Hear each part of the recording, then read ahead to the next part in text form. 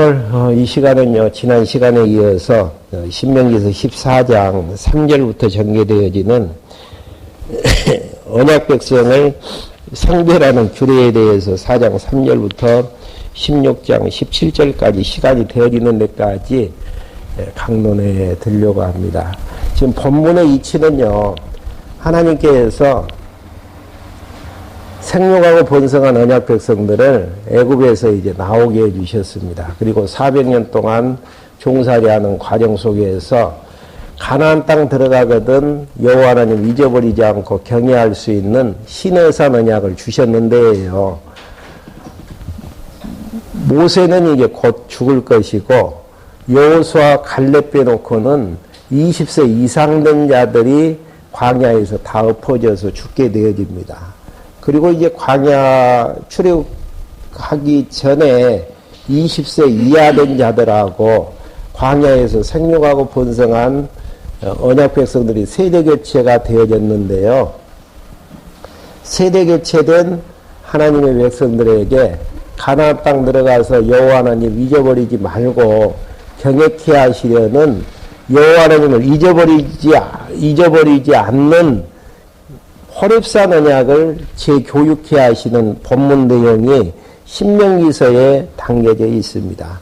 그래서 이제 신명기서에서 여호와 하나님 잊어버리지 않도록 과거에 불순종했지만은 하나님께서 긍휼을 베푸셔서 이렇게 가나안 땅까지 인도해 주셨음을 인도해 주실 것에 대해서 과거의 역사역을 통해서 여호와 하나님의 사랑과 긍휼을 가르쳐 주시고요.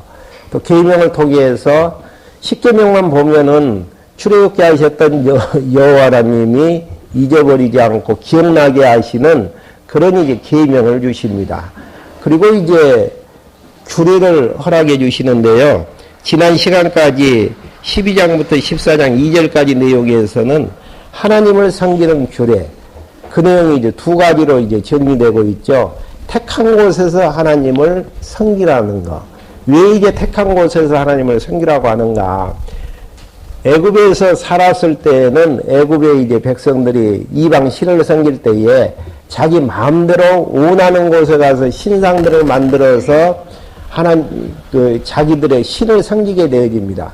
그렇게 되어지면은 여호와 하나님을 기억할 수 없기 때문에 여호와의 이름이 있는 택한 곳에서 여호와 하나님을 섬길 곳을 명하시면서요. 그 다음에 이제 두 번째 내용에서는 다른 신을 섬기면은 죽이라는 거. 십계명 내에도 나와 있지만은 다른 신을 섬기게 되어지면은 출애굽게 하셨던 여호와 하나님 보이지 않는 신이거든요. 그 여호와 하나님이 생각나지 않기 때문에 결국은 방황할 수밖에 없습니다. 그리고 이제 범죄할 수밖에 없고요. 그래서 이제 하나님께서는 택한 곳에서 다른 신 섬기지 말고 여호와 신 섬길 것에 대해서 14장 2절까지 지난 시간에 이제 말씀을 드린 바가 있고요. 오늘 이제 14장 3절부터 16장 17절까지는 백성을 성별하는 규례에 대한 부분입니다.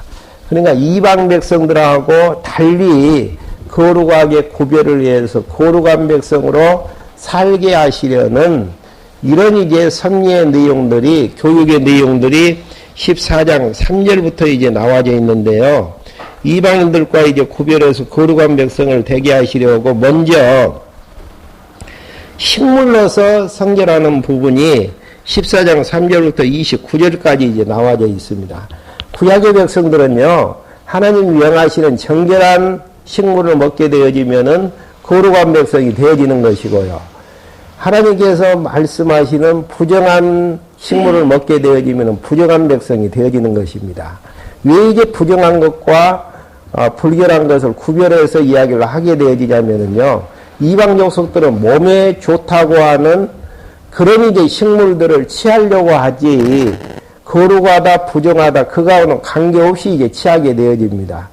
근데 이제 이방인들과 구별케 하시는 하나님의 이제 섭리를 통해 언약 자손들을 선택하셨고 애굽에서 나오게 하셨고 가나안 땅 들어가서 여호와 하나님을 경외하는 거룩한 백성으로 만들어 가시는 하나님의 섭리를 통해 출애굽게 하셨던 여호와 하나님을 기억해 하시는데 의미가 있는 것입니다. 그게 무엇을 먹느냐에 따라서 거룩하게 되어지고 부정하게 되어지는 것들을 통해 출애굽게 하셨던, 그래서 이제 거룩한 백성으로 삼아주셨던 여호와 하나님을 다시 한번 기억해서 섬기게 하시려는 섭리의 내용들이 이제 담겨져 있습니다. 그래서 3절부터 8절까지 내용에서는 성민이 먹을 수 있는 정결한 짐승들에 대해서 아주 자세하게 알려주는 부분들이죠. 특징들은 초식동물이면서 쪽발을 가셨고 색임질하는 비교적 이제 육식을 하는 동물들이 아닌 채식하는 동물로서 성격이 이제 온순한, 그 다음에 이제 뭐 쪽발이기 때문에 상대방이 이제 동물들을 핥히거나 사나운 부분들이 아니잖아요. 한번 읽어가면서 하나하나 정리할 수 있도록 그렇게 하겠습니다. 먼저 3절부터 6절까지는 모세가 이스라엘 자손에게 그들이 먹을 만한 정결한 짐승에 대해서 가르쳐주는 내용입니다. 너는 역겨운 것은 무엇이든지 먹지 마라.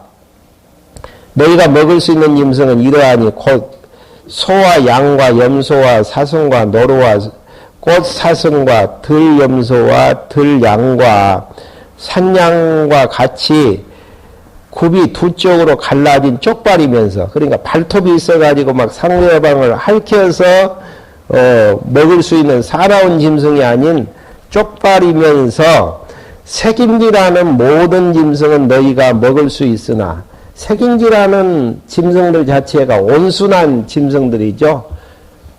사납지 못하기 때문에 풀을 뜯어먹고 안에다가 이제 담아놨다가 안전한 곳에서 그 이제 풀을 대색임질해서 이제 먹게 되어지는 이런 이제 성격이 있는 그런 것들은 이제 먹으라는 이야기죠.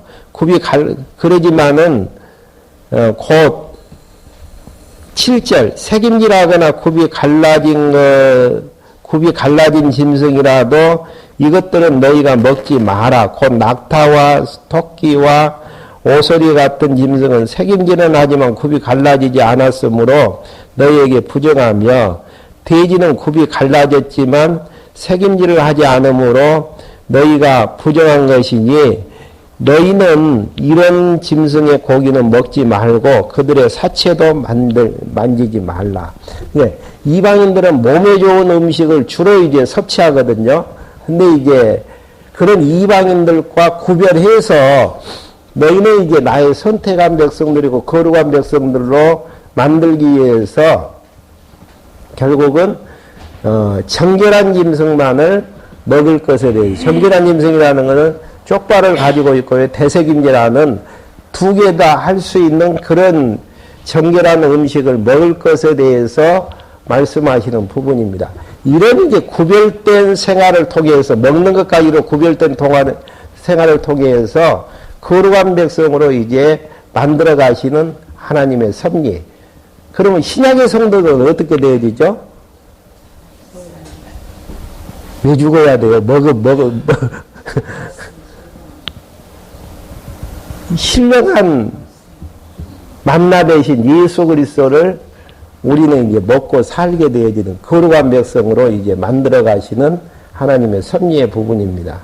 물론 이제 건강상으로 보면은 구약에서 먹으라는 것은 먹고 먹지 말라는 것은 안 먹으면 좋겠지만은 사도 바울이 이야기하는 것처럼 아무것도 먹어도 관계는 없어요.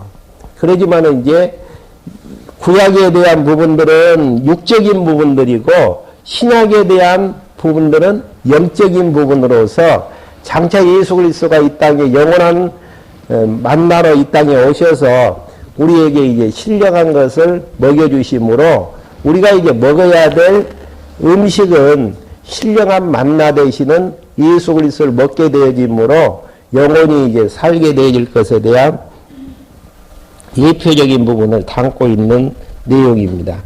7절 8절에서 모세가 이스라엘 자손에게 먹지 못할 짐승을 가르쳐주는 부분이고요. 그 다음에 9절부터 20절까지는 성민이 먹을 수 있는 정한 어족과 새들을 알려주는 부분입니다. 그러니까 이제 짐승들을 가르쳐줬고 생물들을 가르쳐줬고 어족과 이제 새들을 9절부터 이제 20절까지 알려주는데요. 먼저 9절부터 10절까지는 이스라엘 자손들에게 물에 있는 어족 중에서 먹을 수 있는 것과 먹지 못한 것들을 가르쳐주는 부분들입니다. 물에 사는 것 가운데 너희가 먹을 수 있는 것은 이러하니 지느러미와 비닐이 있는 것은 너희가 무엇이든지 먹을 수 있으나 지느러미와 비늘이 없는 것은 무엇이든지 너희에게 부족한 것이니 너희는 먹지 마라. 그러니까 비닐이 있는 것은 주로 이제 해초들을 먹고 사는 물고기들이거든요. 그리고 비닐이 없는 것들은 그 생물들의 알을 먹고 산다든지 또 먹이사슬로 해가지고 자기보다 약한 생물들 먹고 산다든지 좀 사나운 것들이잖아요. 그것처럼 이제 그렇게 정결한 것과 먹을 수 있는 것과 부정한 먹지 못하는 것들을 구별하게 되어지는 이것도 마찬가지입니다. 이방인들은 자기 몸에 좋은 정액에 좋은 것만 이제 먹고 사는 그런 부분들 이렇게 이제 구별된 생활을 통해서 구별시켜서 출애굽게 하셨던 여호와 하나님을 다시 한번 기억해서 생각나게 하시려는 이런 이제 먹는 것들을 통해서도 하나님께서 교육해 하시는 섭리의 부분들이죠. 11절부터 20절까지는요. 이스라엘 자손에게 공중의 새 중에서 먹을 것과 먹지 못할 것을 가르쳐주는 부분들입니다. 정결한 새는 어느 것이든지 너희가 먹을 수 있으나 너희가 먹지 못할 것은 독수리와 대머리 수리와 물수리와 솔개와 매와 각종 매 종류와 각종 까마귀 종류와 타조와 올빼미와 갈매기와 각종 새매 종류와 부엉이와 따오기와 백조와 펠리캔과 흰머리 독수리와 가마우지와 학과 각종 황새 종류와 어디새와 박쥐이다. 기면서 나는 것은 모두 너희에게 부족한 것이니 너희는 먹지 마라. 주로 이제 앞에서 이야기했던 것은 부족한 것으로서 그 먹이사슬에 의해서 이제 생명체들 먹는 이제 새들이죠. 그러나 정결한 날짐승은 모두 너희가 먹을 수 있다. 그러니까 정결한 날짐승 이것도 이제 새 종류 중에서도 먹어야 될 것과 먹지 말아야 될 것 앞에서 이야기했던 내용하고 동일한 부분들입니다. 그러면서 14장 21절 내용에서는 죽은 것은 객이나 이방인에게 팔아버리라고 이야기합니다. 21절 한번 봐보시오. 너는 여호와 내 하나님의 거룩한 백성이니 이미 죽은 것은 무엇이든지 먹지 마라. 이런 것은 내 성읍 안에 있는 나그네에게 주어서 먹게 하거나 이방 사람에게 팔아라. 죽은 것은 병들어서 죽을 수도 있고 기력이 쇠하게 해서 죽을 수도 있고 정결한 식물은 아니다라는 이야기예요. 그래서 이제 하나님께서는 거룩한 이제 백성들로 만들어가기 위해서 이방인들과 구별하는 작업인데요. 죽은 생물의 사체는 절대 먹지 말고 아깝다면은 나그네나 다른 사람들에게 주어서 이제 먹게 할 것에 대해서 이런 것들 보면은 철저히 하나님께서는 이방인들과 구별을 해서 언약 백성들을 거룩한 백성으로 만들어가게 하시는 구약시대 때는 육체적이고 실제적인 내용으로 이제 하셨던 하나님께서 실제로 이제 신약을 사는 우리들에게는 신령한 양식을 먹어서 거룩한 백성으로 만들어 가실 것에 대한 하나님의 섭리의 대표적인 부분들로 이제 말씀해 주시는 부분들입니다. 그러면서 이제 22절부터 27절까지 소선의 11조를 택한 곳에서 먹고 배우게 하라고 말씀하시는 부분입니다. 11조는 이제 기업이 없는 내인들의 음식이고 이제 거룩하게 이제 구별된 것이죠. 22절 한번 봐보시죠. 너는 해마다 씨를 뿌려 밭에서 거두어들인 모든 소출의 11조는 반드시 드리라. 너는 여호와 내 하나님 앞 곧 그분의 이름을 두시려고 택한 그곳에서 내 곡식과 포도주와 기름의 11조를 먹으며, 이게 11조는 하나님 것으로서 하나님 앞에 드리는 거룩한 제물이 되는 것이죠. 그렇기 때문에 그것을 먹으라는 이야기, 거룩한 백성이기 때문에 내 소와 양의 처음 난 새끼를 먹게 하여라. 처음 난 것도 무엇이죠? 출애굽게 하시는 과정 속에서 6월절 재앙에서 첫 태생은 다 죽였는데 이스라엘의 첫 태생들은 죽이지를 않잖아요. 그래서 이제 거룩한 걸로 하나님 앞에 드리는 거룩한 걸로 받으시는 이제 첫 태생이죠. 그러면서 11조를 택한 곳에서 내 곡식과 포도주와 기름의 11조를 먹으며 내 소와 양의 처음 난 새끼를 먹어라. 그렇게 함으로 내가 항상 어떻게 하라는 이야기입니까? 여호와 내 하나님 경외하기를 배우게 될 것입니다. 중요한 부분은 여호와 하나님 경외하기를 배우게 된다라는 이야기는 이방인들과 구별되어지는 거룩한 백성이 되어지는 그런 이제 생활들을 통해서 결국은 여호와 하나님 생각나게 되어지면은 여호와 하나님 경외할 수밖에 없잖아요. 그런 이제 교육을 통해서 여호와 하나님 경외하기를 배우게 되어지는, 이게 어떤 일을 행하는 그 자체가 중요한 게 아니고 그 행하는 일의 교육을 통해서 누구 배우는 것이 중요하다는 이야기입니까? 여호와 경외하기를 배우게 하시려는. 실제로 이제 역사 섭리를 통해서 다 배웠잖아요. 40년 동안 여러 가지 공고한 날과 형통한 날의 과정들을 통해서 여호와만이 전능자시고 주권자시고 약속대로 선한 분이시라는 것들을 배우게 하셨단 말입니다. 이제는 먹는 그런 이제 첫 것을 통해서도 여호와 경외하기를 배우게 하시는. 그러나 여호와 내 하나님께서 내게 복을 많이 주셨는데도 여호와 내 하나님께서 자신의 이름을 두려고 택한 곳이 내가 있는 곳에서 멀고 또 가기 힘들면, 이게 택한 곳에서 여호와 하나님을 성질하고 있는데 멀리 떨어져 있으면, 예루살렘에서 멀리 떨어져 있으면 쉽지가 않잖아요. 그럴 경우는 이제 어떻게 해야 되는가? 힘들면 너는 그것을 돈으로 바꾸어 그 돈을 내 손에 쥐고 여호와 내 하나님께 택하신 곳에 가서 그 돈으로 내 마음에 드는 것을 사라. 곧 소든지 양이든지 포도주든지 술이든지 내 마음에 드는 것을 사서 여호와 내 하나님 앞에서 너와 내 온 가족이 함께 먹으면서 즐거워하라. 너는 내 성문 안에 있는 내 인을 저버리지 마라. 내 인은 목도 없고 너와 나눌 유업도 없는 사람들이다. 그러니까 하나님께서 여호와 하나님 경외하기를 쉬지 않게 하기 위해서, 거리가 멀면은 양이나 가축 가지고 가기가 쉽지가 않잖아요. 그러면 돈으로 바꾸어서 그곳에 가서 사라는 이야기에 가볍게 가서, 그리고 이제 그것을 이제 즐겁게 이게 먹는 과정 속에서 내인들을 저버리지 말라라는 거. 왜 그러겠어요?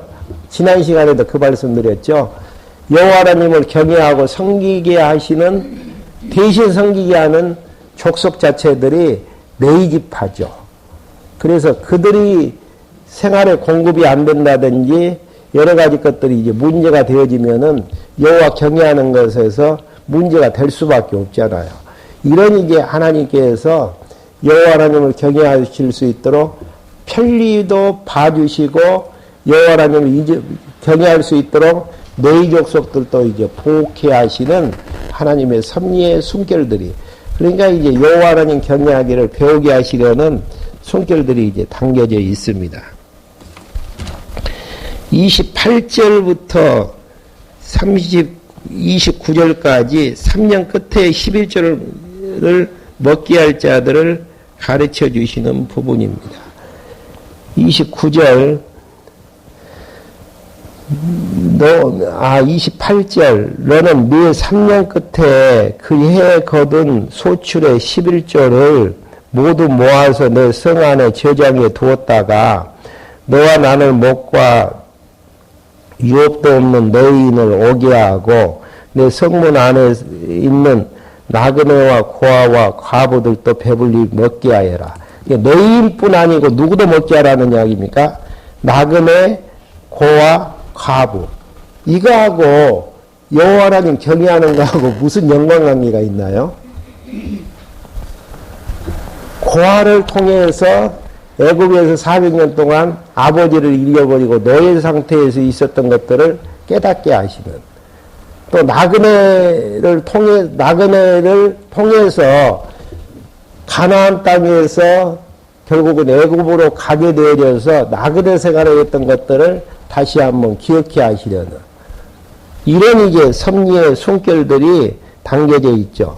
과부를 통해서 신랑 대신 하나님을 잊어버리고 홀로 외롭게 이제 400년 동안 종살이 하면서 살았던 것들을 생각나게 하시려는, 이게 이제 하나님께서 고아와 과부와 나그네들을 돌볼 것에 대해서 생각할 것에 대해서 말씀하시는 의미에 대한 부분들입니다. 그러니까 왜 이제 잘못 이제 생각하게 되면 구제하라는 이야기로 받을 수가 있거든요. 구제는 이제 하나님께서 신행으로 이제 주시면은 가능한 부분들이고, 구제를 이야기하지 않은 목적이 아니고, 이런 부분들에 대해서 배불리 먹게 하는 것들을 통해서 출애굽하기 전에 애굽에서 이제 종살이 했던 때, 고아로 있었을 때, 과부로 있었을 때, 나그네로 있었을 때를 다시 한번 기억해 하시려는 하나님의 섭리. 근데 이스라엘 백성이 아닌 이방 족속들은 그렇게 살지를 않거든요. 없는 사람들을 억압하고 착취하려고 하고 자기만 잘 먹고 살려고 하는 부분들. 그러지만 이제 하나님께서는 그들과 구별되는 삶을 통해서 누굴 이제 생각나게 하시려는 것인가? 출애굽게 하셨던 여호와 하나님, 가나안 땅까지 정복해 하셔서 가나안 땅에서 살게 하시는 여호와 하나님을 잊어보시지 않고 경외케 하시려는데 목적이 있습니다. 그러면 여호와 내 하나님께서 내 손으로 하는 모든 일에 복을 주실 것이다. 여기서 그러면은 지난번에도 이야기했던 내마 무엇 하기 위하여 무엇 때문에, 그러니까 조건으로 해서 복을 주신다는 것이 아니고 범사에 이제 복을 주실 것이기 때문에 나그네와 고아와 과부들을 배불리 먹게 하라는 거. 이게 조건부가 아니고 하나님께서 복을 주셔서 풍성하게 해 주실 것이기 때문에 그렇게 하라는 거. 그러니까 중요한 부분은 풍성하게 해 주실 때에 여호와 하나님 잊어버리기가 쉽거든요. 애굽에서 400년 종살이 할 때에는 여호와 하나님 항상 생각하면서 살 수도 있는 거예요. 어렵고 힘드니까 의지할 데가 없기 때문에. 그러면 가나안 땅 들어가서 심지도 않는 과수 먹게 되어지고 짓지도 않는 집에서 살게 되어질 때에 형통할 때 여호와 하나님 잊어버리게 되어지잖아요. 어떻게 할 수 있나? 가나안 땅 들어가 신명기서 앞부분에서 배웠잖아요. 율법을 주시면서 상가해야 될 것, 이렇게 풍요로움을 얻었을 때 여호와 하나님을 잊어버리지 않도록 주의할 것에 대해서 미리 말씀하셨던 것들, 염려하셨던 것들을 확인할 수 있는 대목들이죠. 이게 이제 먹는 것들을 통해서 여호와 하나님을 잊어버리지 않고 기억해 할 수 있는 성별 규례고요. 성별 규례 중에서 식물을 통해서 성별케 하시는 방법이고요. 두 번째 이제 15장 1절부터 18절까지는 내년제를 지켜서 성별케 하는 거. 면연제라는 것은 여러분들이 출애굽기 공부하시면서 배우셨죠? 안식년. 네. 안식년은 7년째 1년 동안을 농사를 짓지 않고 밭을 놀리면서 하는 이제 그 안식년인데, 이때에는 예를 들어서 그 어려운 사람들이 농토를 팔았다든지 종으로 잡혀왔다든지 했을 때에는 7년째 안식일이 되어지면 다 해방되어지는 그런 이제 절기이죠.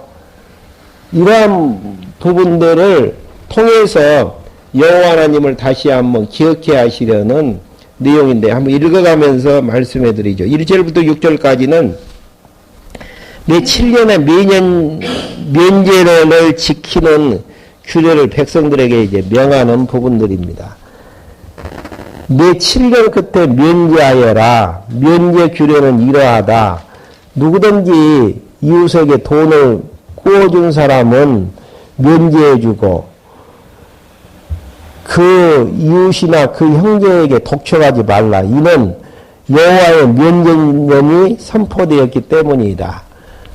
왜 이제 이렇게 해야 되는가? 왜 그렇게 해야지요? 손해보는 일이잖아요. 돈 꽂았으면 이자도 받고 면제해 줘서는 안 되지잖아요. 근데 그렇게 이제 하라는 거. 이방인들과 이제 대비해서 그렇게 하는데 3절에 나와지죠. 이방 사람에게는 내가 독촉할 수 있으나 내 형제에게 꽂은 것은 내 손으로 면제해 주어라. 여호와 내 하나님께서 내게 유업으로 주어 차지하게 하시는 땅에서 너에게 참으로 복을 주실 것이니 내 가운데에서 가난한 사람이 없을 것이다. 그러니까 하나님께서 가나안 땅 들어가서 복 주셔서 풍요하고 가난한 사람을 없게 하기 때문에 그렇게 하라는 거. 그 이야기는 무슨 이야기죠? 분명히 이자를 안 받는다든지 꽂았던 돈들을 면제시켜주면은 수학적으로 보면, 산수적으로 보면은 손해 날 수밖에 없는 상황이죠. 근데 손해가 안 나지고 계속 풍요롭게 산다는 이야기예요. 이런 사실을 통해서 아, 하나님의 말씀대로 그렇게 되어지구나. 그러면서 가나안 땅을 주신 하나님께서 우리를 풍요롭게 해주시구나. 출애굽게 하셔서 가나안 땅을 주신 여호와 하나님을 다시 한번 기억해 하려는 거. 근데 이방 족속들은 그렇게 하지를 않잖아요. 이자에 이자를 매겨가지고 그냥 막 착취하고 다 빼앗아내는 그런 작업들을 이제 하는 것 아니겠습니까? 그 사람들과 구별된 삶을 통해서 가나안 땅을 주셔서 풍요롭게 하셨던 여호와 하나님을 다시 한번 어떻게 해요? 기억해 하시려는 하나님의 섭리. 구제하고 동정으로 그렇게 하는 것은 아니란 말입니다. 그러니까 지금 신명기서 1장부터 역사 섭리를 통해서 누굴 깨닫게 하는 작업입니까? 여호와 하나님을 깨닫게 하시는 작업. 계명을 통해서도 여호와 하나님을 생각나게 하는 작업들. 규례를 통해서도 여호와 하나님을 기억해 하시려는 하나님의 섭리. 본문 내용의 직접적인 부분에서는 이방인들과 대비를 해서 분명히 손해날 짓을 했는데 더 풍요롭게 내리는 걸 통해서 아, 가나안 땅 주시면서 복 주신다고 약속하셨던 여호와 하나님의 말씀이 진짜이구나. 그 여호와 하나님 생각나게 되어지면, 복을 통해서 생각나게 되어지면은 가나안 땅 주셨던 여호와 하나님 경외하면서 살 수 있을 것 아니겠습니까? 이런 이제 교육, 그러니까 이런 내용들을 보면은 어떤 분들은 신명기서 내용들 율법적이고 막 지키기 어렵다라고 하지만, 물론 지키기 힘든 부분들도 있겠지만은 주 의미는 출애굽게 하셨고 가나안 땅을 주셨던 여호와 하나님을 생각나게 하고 이방 족속들과 구별된 규례를 통해서 여호와 하나님을 다시 한번 생각나게 하시려는 하나님의 섭리의 숨결들이 담겨져 있는 부분들입니다.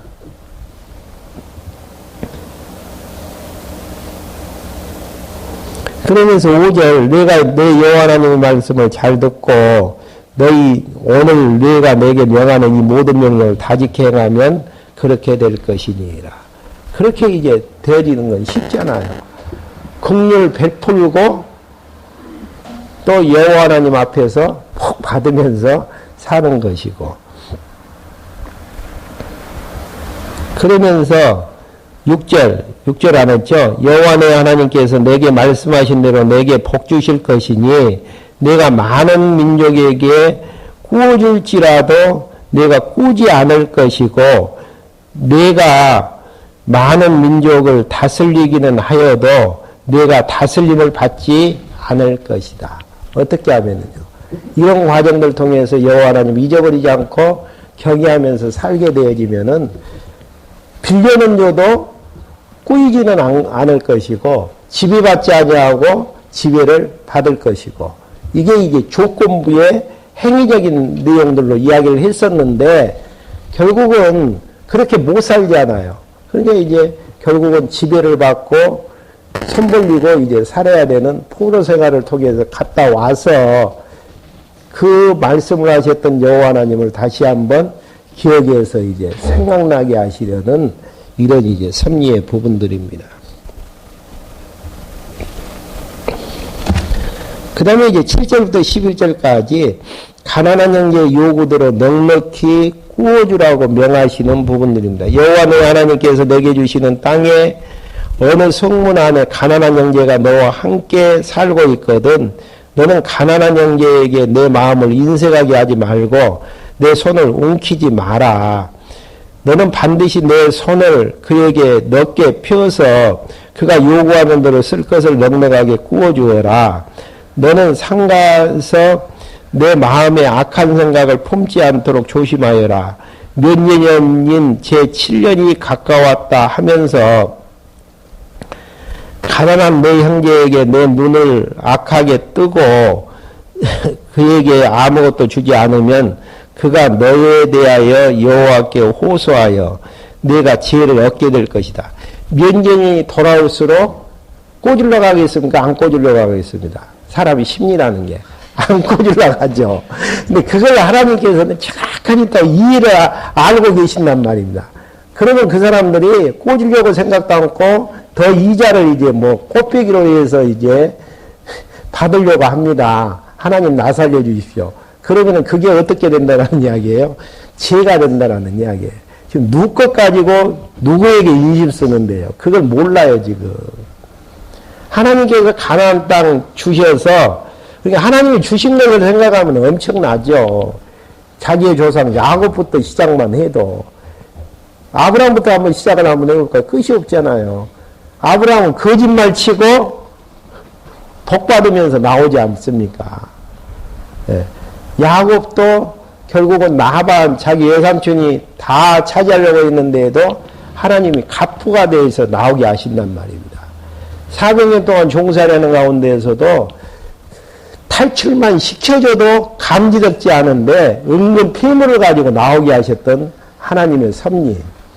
그 다음에 비실비실한 종의 민족이었는데 가나안 땅 거저 차지해가지고 과수도 먹게 되어지고 짓지도 않은 집에서 살게 되어지는 풍요로움을 얻게 하셨잖아요.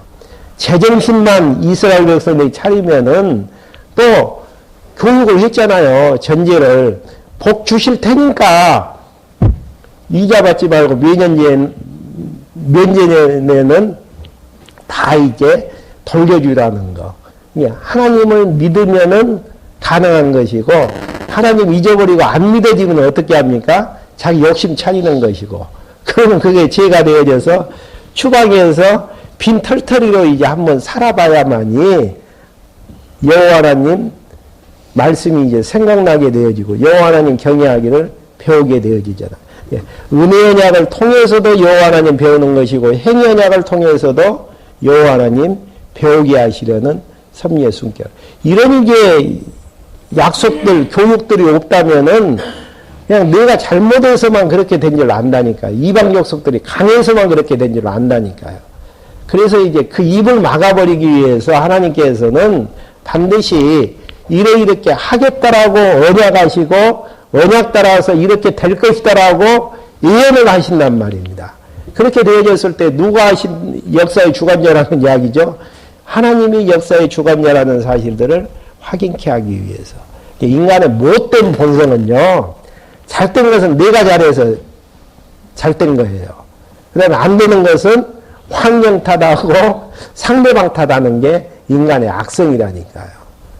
근데 그것을 막아버리기 위해서는 잘되게 하시는 분도 하나님, 힘들게 하시는 분도 하나님, 낮은 자리에 앉히신 분도 하나님, 높은 자리에 앉히신 분도 하나님, 애굽에 있게 하신 분도 하나님, 가나안 땅에서 풍요함을 누리면서 살게 하시는 분도 하나님이시라는 것들을 여러 가지 교육 방법을 통해서 배우게 하시는, 역사 선율을 통해서도 배우게 하시고 이론적인 교육을 통해서도 배우게 하시는데, 이론적인 교육이 뭡니까? 3대 언약대로 이루시는 것, 조건 없이 이루시는 걸 통해서 배우게 하시고, 행위 언약대로 행위에 따라서 복과 저주가 선포되어지고 실행되어지는 것들을 통해서도 배우게 하시는 하나님. 그러니까 계속 교육적인 부분들로 가지는데, 문제는 계속 이제 신명기사 하면서 말씀드리는 부분이지만은, 10조에게 언약하셨던 은혜 언약 안에서 행위 언약이 진행되어지는 부분들이지, 행위 언약에 의해서 은혜 언약이 뒤집어지는 경우는 세상에 두 쪽이 나도 없다라는 거. 예. 언약 백성은 언약 백성이에요.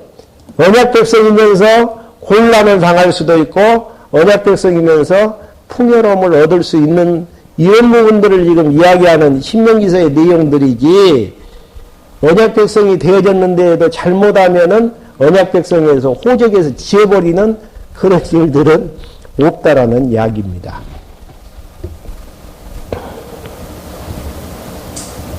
그러면서 몇 절 하다가 10절. 너는 반드시 그에게 꾸어주고 꾸어줄 때에는 인색한 마음을 갖지 마라. 왜 인색한 마음 갖지 말라는 이야기입니까? 하나님 것 가지고 하나님 말씀대로 규례대로 지금 해나가고 있는데, 인색한 마음 갖지 말라는 거예요. 이 일 때문에 여호와 내 하나님께서 내가 하는 모든 일과 내 손에 닿는 모든 것에 복을 주실 것이다. 거두가지 않고 복을 주신다라는 이야기죠. 내가 사는 땅에서 가난한 사람이 없어지지 않을 것이므로 내가 내게 명령하는데, 너는 반드시 내 땅에 살고 있는 가난하고 공핍한 내 형제들에게 내 손을 넓게 펴라. 그러니까 여호와 하나님 알면은 이 말씀대로 살아나가는 거 쉽습니까? 어렵습니까? 너무 쉽죠. 근데 문제는 잊어버리고 내 거라는 데 대해서 문제가 이제 되어지는 거예요. 예. 그러니까 우리는 이제 물질을 하나님께서 주시면은 왜 이달에는 풍요롭게 주셨는가? 왜 지난달에는 참 내 기준에선 적게 주셨는가? 왜라는 질문을 던질 수만 있으면 지혜자의 삶이죠. 왜 그렇게 하셨나? 물질의 주인은 누구신데요? 여호와 하나님. 이걸 이제 잊지 마시고 사는 게 중요하죠. 이스라엘 백성들이 가나안 땅에서 들어가서 풍요로움을 누리게 되어지는 것인데, 풍요로움을 누리게 되어지는 주체가 누구인가를 항상 알면서 깨닫게 하기 위해서는 실제로 돈을 빌려줬는데도 부족함이 없이 남아 돌아간단 말이에요. 풍요로움이 있단 말입니다. 아, 하나님께서 이렇게 가나안 땅 주셔서 말씀대로 그렇게 하셨구나. 그 하나님 생각나지면 그 하나님 경외하면서 잘 살 거 아니겠습니까? 근데 여호와 하나님 잊어버리게 되어지면은 인색한 마음을 갖게 되어지는 것이고, 자기 거라는 것 때문에 아까워할 수밖에 없는 이런 부분들. 그렇게 생각나면은 가나안 땅에 풍요로움을 주셨던 여호와 하나님을 잊어버리겠어요? 안 잊어버려요. 잊어버린 건 너무너무 당연한 부분들이죠. 그러니까 이런 교육을 통해서 여호와 하나님은 경외하기를 배우게 하시려는, 이게 이제 면제년을 통해서 배우게 하시려는 섭리의 부분들이죠. 7년째 되어지면은 온상복귀, 이자 받았던 것도 제하고 그 다음에 빌려줬던 돈도 다 이제 그 사람 걸로 이제 만들어주는 것이죠. 그 다음에 12절부터 18절까지 형제가 종이 되어졌을 때 제7년에 자유스럽게 하라는 부분입니다.